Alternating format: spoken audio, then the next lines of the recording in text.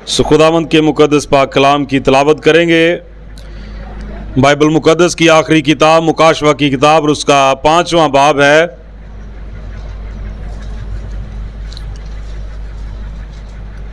मुकाशवा की किताब उसका 5वां बाब और उसकी आयत नंबर 4 से हम पढ़ेंगे। खुदावंद के पाक कलाम में इस तरह लिखा गया है, और मैं इस बात पर जार जार रोने लगा कि कोई उस किताब को खोलने या उस पर नज़र करने के लायक ना निकला।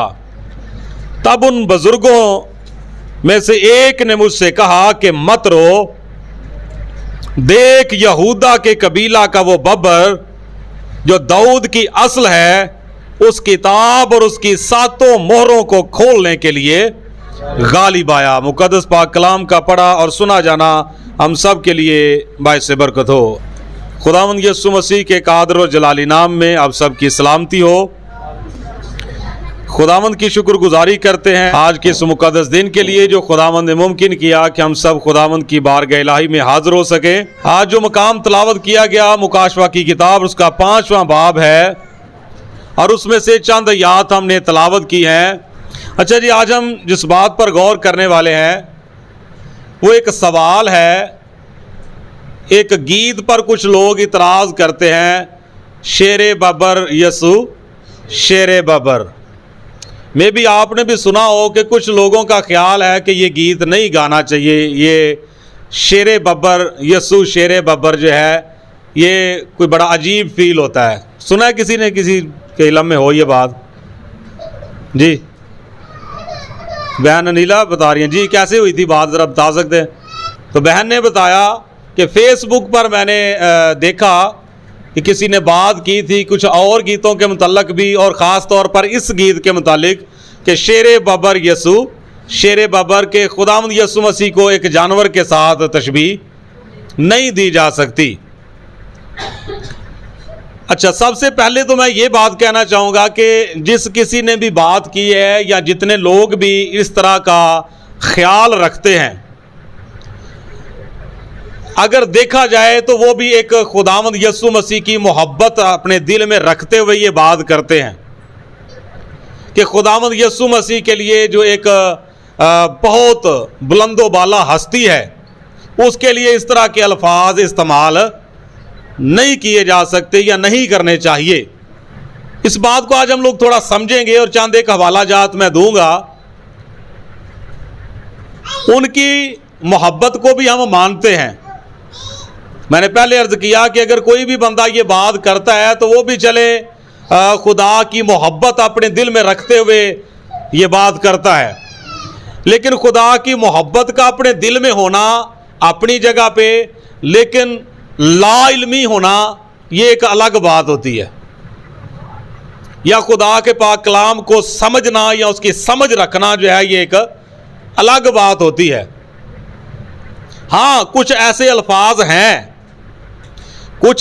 अल्फाज हैं कि जिनको वाकई में हम लोग गीतों में इस्तेमाल नहीं कर सकते, या गीत लिखने वाले जो हैं, मैं ये कहना चाहूँगा कि जो गीत लिखने वाले हैं उनके लिए भी ज़रूरी है कि वो खुदा के पाक कलाम को अच्छी तरीके से समझते हों, या जब वो गीत लिखते हैं तो लिखने के बाद किसी बाबरकत खादम के साथ गुफ्तगू करें या उनको दिखाएं कि जी ये गीत मैंने लिखा है, इस गीत में मैंने इस तरह से अल्फाज इस्तेमाल किए हैं, क्या ये बाइबल मुकद्दस के अकॉर्डिंग ठीक है? शायरी को तो चले मैं समझता हूं, वो तो मैंने कर ली, लेकिन आप खुदा के खादम हैं, आप बताएं कि ये खुदा के कलाम के ऐन मुताबिक है, कोई इधर उधर बात तो नहीं हो गई। तो मेरा ख्याल है कि ये तरीकाकार बेहतर होगा ना। मुझे याद आ रहा है कि काफ़ी अरसा पहले की बात है, किसी जगह पर हम गए और खुदा के खादम पास्टर अख्तर साहब भी साथ थे, और वहाँ पर एक भाई ने गीत गाया। उसमें उसने एक लफ्ज़ इस्तेमाल किया, कारी ज़ख्म, ज़ख्म कारी या कारी ज़ख्म, इस तरह करके उसने ये लफ्ज़ इस्तेमाल किए। और इत्तेफाक से जिसने ये गीत लिखा था वो बंदा भी वहीं पर मौजूद था उसी महफिल में। और जब गीत गा लिया गया महफिल ख़त्म हुई, उसके बाद चाय पीनी थी। तो पास्टर साहब ने ये बात शुरू की कि उस भाई से जिसने ये गीत गाया, उनसे उन्होंने पूछा कि ये गीत किसने लिखा है, ये किसका गीत है। उन्होंने बताया, इत्तेफाक से वो भाई भी वहाँ पर मौजूद थे। अब जब पास्टर साहब ने उनसे बात की, जी ये जो एक लफ्ज़ है, बाकी गीत बहुत अच्छा है, कंपोजिंग भी बहुत अच्छी है, लहसुर भी बहुत अच्छी है, शायरी भी बहुत अच्छी है, लेकिन सिर्फ ये एक जो लफ्ज़ है ये नहीं ठीक। कुछ थोड़ा सा मुझे याद तो नहीं, लेकिन मफहूम मुझे याद है कि उस गीत में या उस गीत की उस आयत में कहा क्या गया था कि खुदावंद यीशु मसीह ने जो हमारे लिए ज़ख्म खाए, हमारे लिए मार खाई, तो उन बातों को उसने अपने लफ्ज़ों में शायराना अंदाज में बयान किया कि खुदावंद यीशु मसीह को कारी ज़ख्म लगा। लेकिन बाइबल मुकद्दस के मुताबिक ये जो कारी ज़ख्म है, इसको जब हम मुकाशवा की किताब में पढ़ते हैं, मेरे साथ एक हवाला निकालिएगा ज़रा, 13वां चैप्टर है मुकाशवा की किताब, 13वां बाब जब पढ़ते हैं तो वहां पर हमें मिलता है कि ये ज़ख्म कारी जो है ये किसके लिए लफ्ज़ इस्तेमाल हुआ है। मुकाशवा की किताब उसका बाब नंबर 13 है और उसकी पहली आयत से हम पढ़ लेते हैं। खुदावंद के पाक कलाम में लिखा है, और मैंने एक हैवान को समंदर में से निकलते हुए देखा, उसके 10 सींग और 7 सर थे, और उसके सींगों पर 10 ताज और उसके सरों पर कुफर के नाम लिखे हुए थे। और जो हैवान मैंने देखा उसकी शक्ल तेंदुए की सी थी, और पांव रीछ के से, और मुंह बब्बर का सा। और उस अजदहा ने अपनी कुदरत और अपना इख्तियार और अपना तख्त और बड़ा इख्तियार उसे दे दिया। मैंने उसके सरों में से एक पर गोया ज़ख्म कारी लगा हुआ देखा, मगर उसका ज़ख्म कारी अच्छा हो गया, और सारी दुनिया ताज्जुब करती हुई उस हैवान के पीछे पीछे हो ली। और चूंकि उस अजदहा ने अपना इख्तियार उस हैवान को दे दिया था, इसलिए उन्होंने अजदहा की भी प्रस्तश की और उस हैवान की भी ये कहकर प्रस्तश की कि इस हैवान की मानंद कौन है, कौन उससे लड़ सकता है। और बड़े बोल बोलने और कुफर बकने के लिए उसे एक मुंह दिया गया और उसे 42 महीने तक काम करने का इख्तियार दिया गया। अब यहां पर देखिए कि ये अल्फाज इस्तेमाल किए गए हैं, ज़ख्म कारी। यहां पर बात हो किसकी रही है? तो सीधी सीधी सी बात यहां पर मुखालफे मसीह की बात हो रही है, अबलीस की बात हो रही है। तो खुदावंद यीशु मसीह को ज़ख्म कारी नहीं लगा, बल्कि खुदावंद यीशु मसीह ने मेरी और आपकी खातर जो जख्म खाए, उन जख्मों से अबलीस को एक ज़ख्म कारी लगा। हालेलुया। तो इस तरह से जब बात हुई तो उस भाई ने एक्सेप्ट किया कि हाँ वाकई में ये बात ठीक है, मैंने इसकी जांच पड़ताल नहीं की, लेकिन मैंने तो सिर्फ इसके जो मायनी है सिर्फ उनको मद्देनजर रखते हुए खुदावंद यीशु मसीह के लिए अल्फाज इस्तेमाल कर दिए कि कारी जख्म मतलब कि एक गहरा जख्म लगा। तो मायनी देखे तो बात समझ में आती है, लेकिन जब खुदा के कलाम के मुताबिक रूहानी मतन देखें या रूहानी तौर पर इसका मफहूम देखें तो फिर बात समझ में नहीं आती। तो इसी तरह से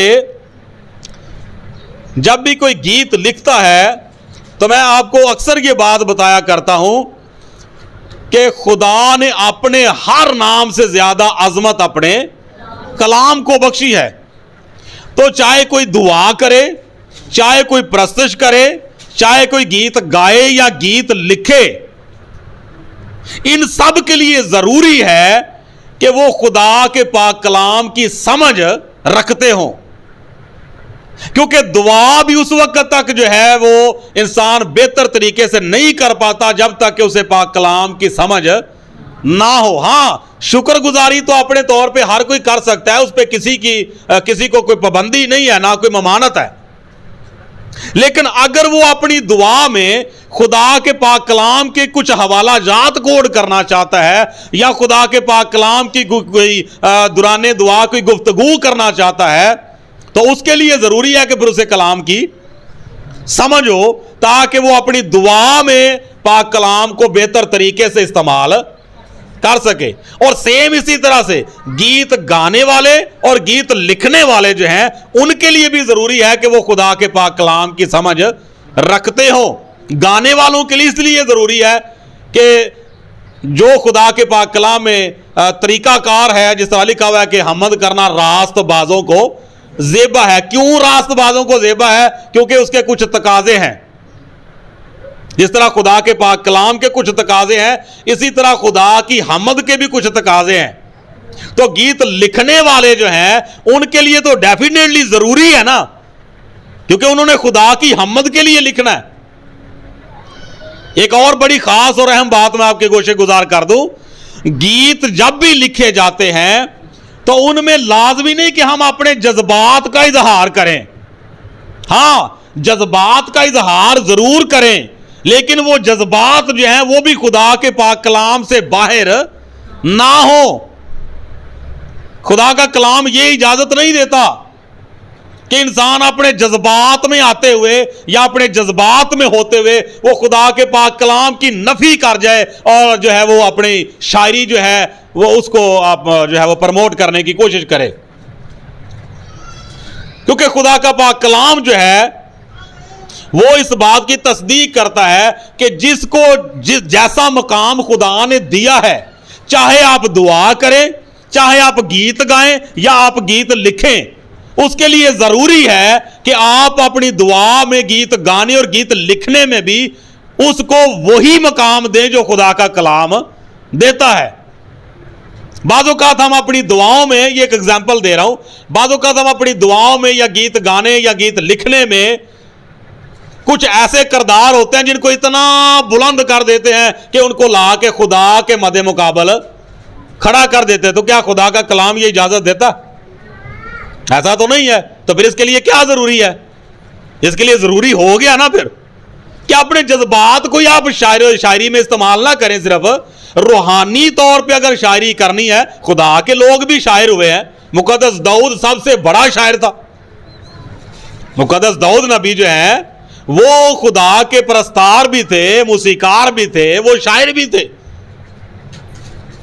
ये 5 किताबें जो हैं इनको शायरी की किताबें कहा जाता है। मुकद्दस अय्यूब की किताब, ज़बूर की किताब, इमसाल की किताब, वाइज की किताब और गजलो गजलात, ये किताबें जो हैं ये नज़म की किताबें या शायरी की किताबें कहलाती हैं।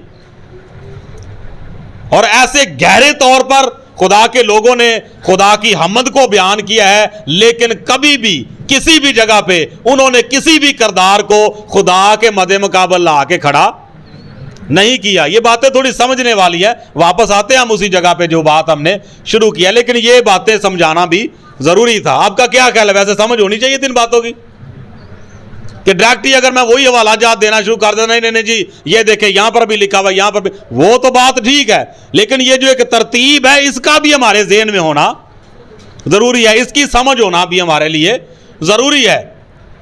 तो जो भी इस गीत पर इतराज करते हैं या इन अल्फाजों पर इतराज करते हैं जो इस गीत में इस्तेमाल किए गए हैं कि शेरे बबर यसु शेरे बबर, तो ठीक है उनकी मोहब्बत अपनी जगह पे, लेकिन थोड़ा सा जरूरी है कि हम खुदा के पाक कलाम को भी समझें।